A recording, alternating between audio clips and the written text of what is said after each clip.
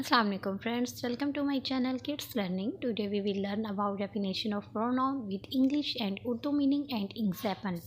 A noun is used in place of specific noun mentioned earlier in a sentence so that you don't have to keep saying writing that particular noun.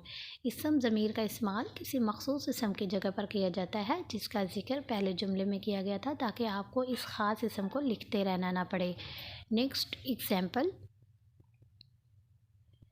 The word is I, we, he, she, it, they have been used in place of naming word is called pronoun. My name is Sarah. I am a girl.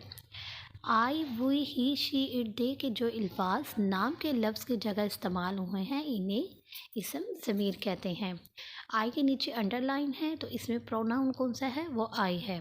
तो आज आपने मेरी video देखी है. आज हमने pronoun की definition सीखी है विद इंग्लिश और उर्दू मीनिंग के साथ और एग्जाम्पल के साथ. तो अगर आपको मेरी वीडियो पसंद आई तो मेरी वीडियो को लाइक करें, शेयर करें और मेरे चैनल को सब्सक्राइब करें ताकि नेक्स्ट आने वाली वीडियो का नोटिफिकेशन आपको इजीली मिल सके.